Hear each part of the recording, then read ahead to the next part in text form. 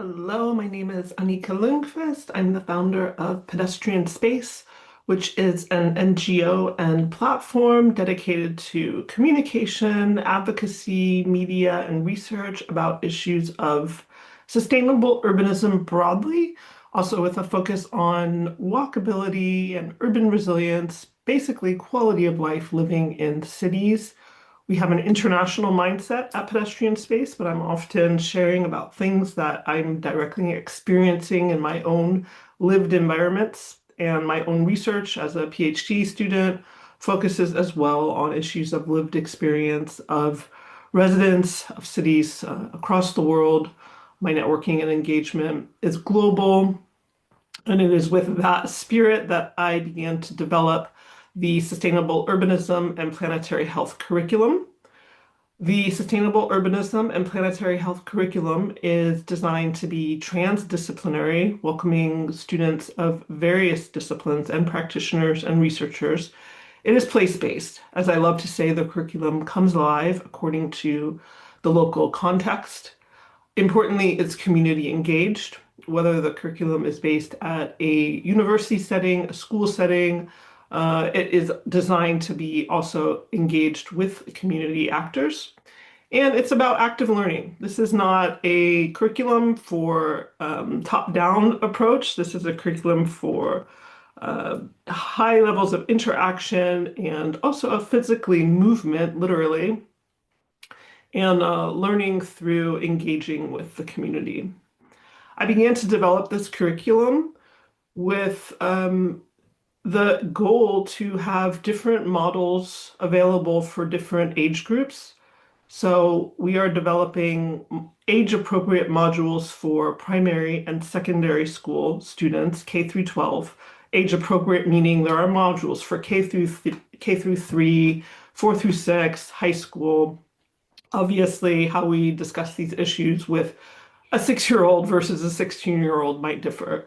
Today, I'm recording this about the university approach because this deck that I'm about to share is really designed for university level workshops, studios. This is a great approach for what could be an interdisciplinary semester studio on a specific urban issue. So today is all about university level course or studio workshop approach for this curriculum. A little bit about the background here. This page specifically refers again to primary and secondary school, but again, today is about university students. This curriculum is about supporting active and place-based learning and sustainability in urban life, as well as connections to planetary health at the global level. Urban resilience is really at the heart of what we're doing at Pedestrian Space. It's at the heart of my own motivation as an educator for this curriculum, as an urban researcher. And when I say urban, I also want to share for anybody listening, a lot of researchers obviously may already be dialed into this, but for anybody listening, or when we say urban, we're also talking about suburban life, peri-urban, and I also happen to be very interested in the rural context as well. So we can also say not only urban resilience, but community resilience broadly, right? Because people using the city are not only the urban residents, but also people from beyond the city limits, often coming into work or for leisure purposes. So at Pedestrian Space, we are committed to working at the intersection of planetary health and urban resilience in diverse areas, including mobility, nature, public space, community, and built environment. I will add as a side note, these are all my photos. I took this picture in the Swedish city of Malmö. This is a great cycle path here, and on the two sides, pedestrian path. So urban resilience is really at the heart of the inquiries that this curriculum is meant to spark. How can we make our communities, our urban settings, our environments that we live in more resilient to diverse contemporary stressors and pressures so that people can have a good quality of life across neighborhoods? This curriculum engages students in community resilience, equity, quality of life, and environmental stewardship issues, offering diverse, flexible paths of scholarship, collaboration, and civic engagement for meaningful, local action, and global noble knowledge production. Planetary health. Maybe for some of you, this is the first time hearing about it. Pedestrian Space is a member of the Planetary Health Alliance, PHA, which is centered at Johns Hopkins University. Planetary health is a solutions-oriented transdisciplinary field and social movement focused on analyzing and addressing the impacts of human disruptions to Earth's natural systems on human health and all life on Earth. I urge you to go look up Planetary Health Alliance if you're curious, if you're an organization hearing about this and curious to participate, just go look it up and you can reach out to them. Planetary health is really also, in addition to issues of urban and community resilience, very much at the heart of the work of pedestrian space. It all connects together. So for this curriculum, there is the aim of engaging students in the intersections of issues of community resilience, equity, quality of life, and environmental stewardship to connect as well to how does our local living, urban governance in our communities, how we treat the environment at our local level, how does that all connect back to planetary health? In this era of hyperconnectivity, if you're watching this, you're on a phone or a computer, watching the video via YouTube or another platform, this era of hyperconnectivity means we also have this window into all sorts of issues happening across the globe. And students are often really savvy about what's going on in other areas and issues of environmental degradation as well as environmental stewardship. Kids are really savvy these days, and I really look forward to tapping into that, being able to enhance that and allow students this opportunity to work with these issues via this curriculum. So this is the heart of the curriculum. These are the modules. These modules are really the heart of the curriculum for every age group, but it will be facilitated differently, of course, depending on the setting. For university groups, the idea is interdisciplinary workshops. So, for example, it could be an architecture and urbanism studio, but that welcomes students from other disciplines, welcomes students from engineering or anthropology or film and TV, allowing students from different disciplines in the university community to work together on an urban challenge, on an urban issue. The modules they work with, they might choose a topic that's kind of intersecting issues. So perhaps they're reflecting on, what was access to city parks like during the pandemic. So that might connect to, nature and mobility module. Or any other topic, it's really the options are infinite, but this is basically the heart of the curriculum approach for all age groups. And these different modules, of course, have many different themes that can come under them. Later this year, it's May 24th as I'm recording this. Later this year in October, I will be piloting this curriculum with two primary school age groups to begin with, and we will be focusing on mobility with a focus on public transportation. So, but another pilot, another approach could be mobility with a focus on, bicycle networks in the city or absence of. So there really are so many options. Again, the modules, built environment, mobility, community, nature, and public space.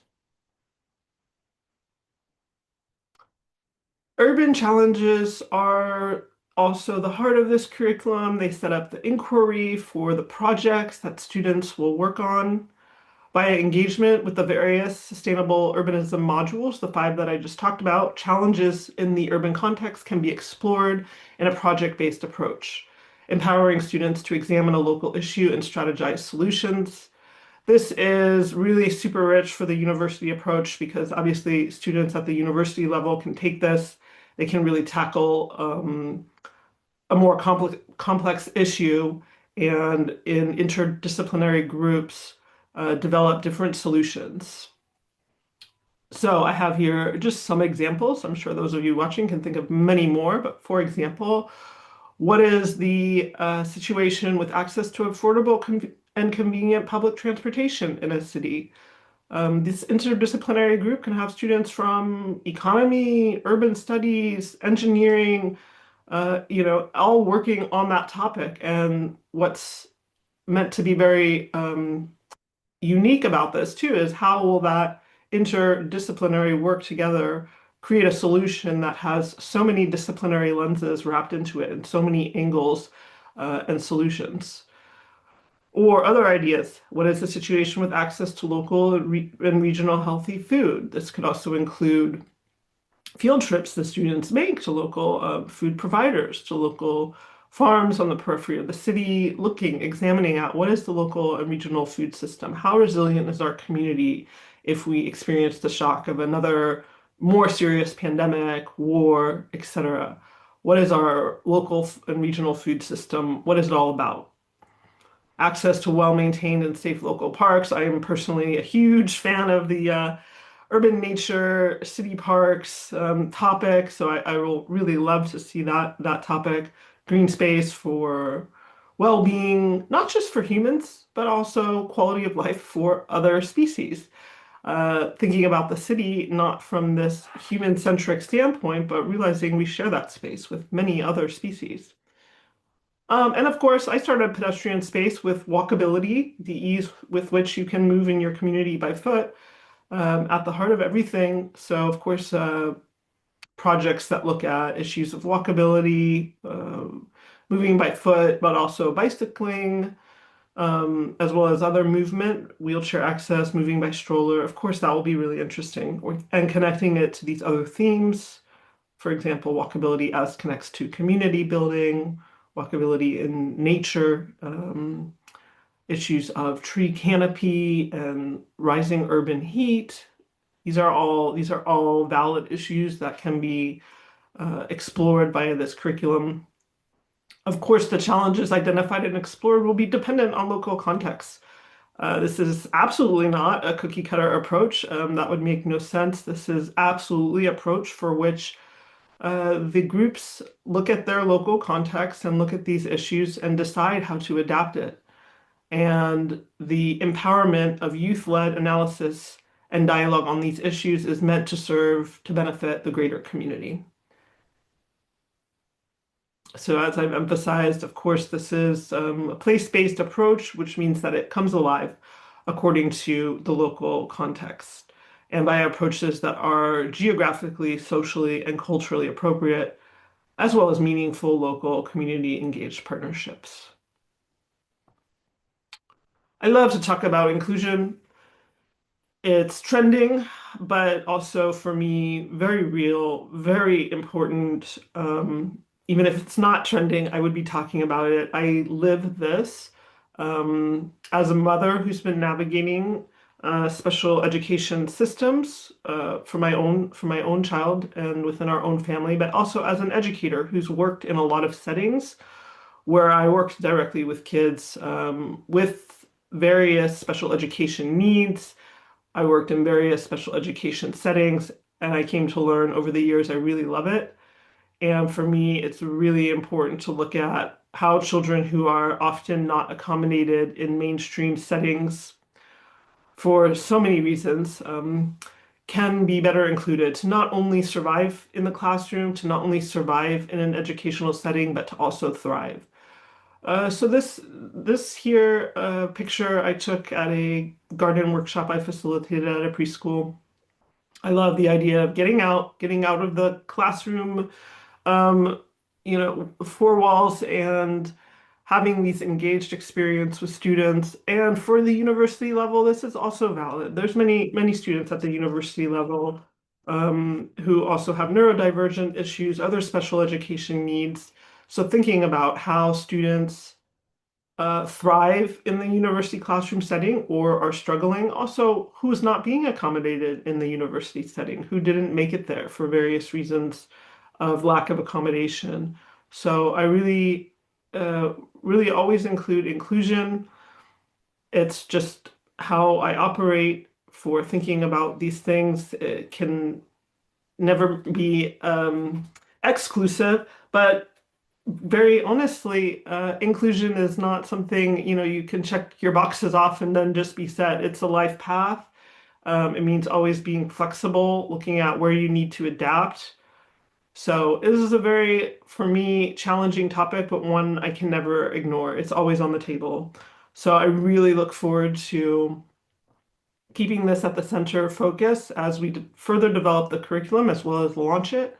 Later this year, one of the pilots for the curriculum will be at a school of autism, and I'm really looking forward to that. As a pilot, it will really be a great opportunity to see how it goes, but then also with a specifically group of children on the spectrum, see how they respond, right? And it will be different every time. So to me, that's the beauty, but also the complexity and the rich challenge that this particular curriculum offers. Another unique aspect of this curriculum is that alongside the development of the modules, alongside the development of the pilots and preparing to launch this curriculum, I've been promoting it and welcoming people from around the world to connect with me if they're interested. The idea is that I want people around the world who are interested in this curriculum to be able to participate and adapt it to their local setting. So over the last few months, I've been, really happy to have people from all over the world, educators, researchers, community organizers contacting me saying, "Hey, we're really interested in the curriculum. I'm very much committed to developing this as a global and public resource, while also looking for roles where I can be able to do that, and give this the attention it deserves." And the project is prioritizing the cultivation of this global network of educators and community organizers and researchers with whom a rich international exchange of knowledge and approaches for the curriculum can be shared.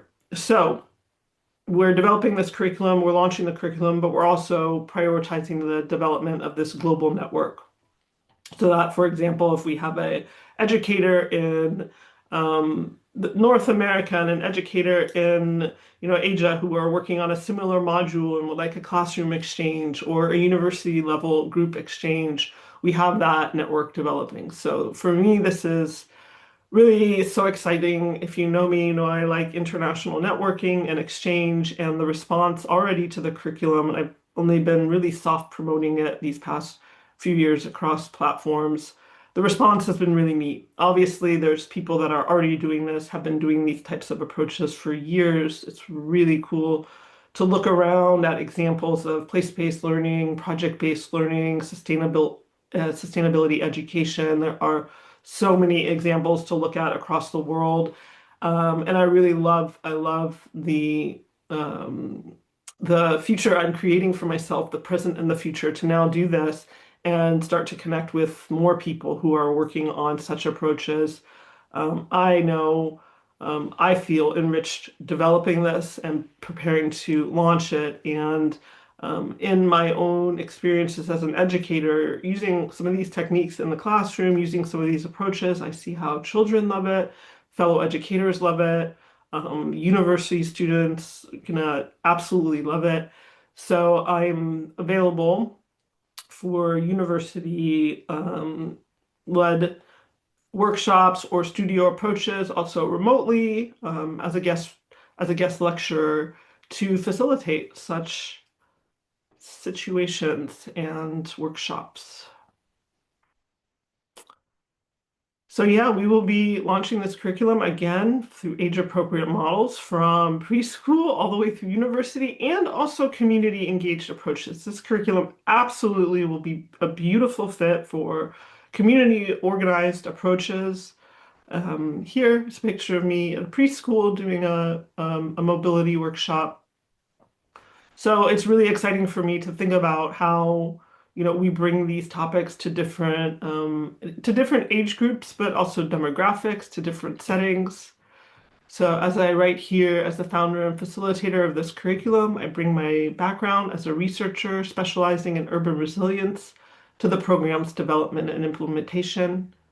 With experience via engaged research and via the NGO activities of pedestrian space in community and international advocacy, I also strive to center the relational and motivational aspect of cultivating a global network of educators and community organizers working with the curriculum. I want to add here too that as I was focused on university students for this particular video that I think empowering university students, many of whom who are attracted to these topics are already getting involved in community organizing. So that's really exciting and giving them this extra vehicle with which to move with their advocacy and work is really the point.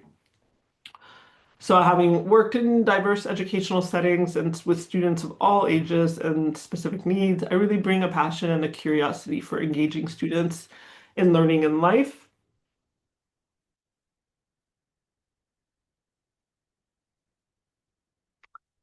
Thank you for listening. And if you're interested in getting in touch about this curriculum and potential collaboration, please feel free to visit pedestrianspace.org and email info@pedestrianspace.org.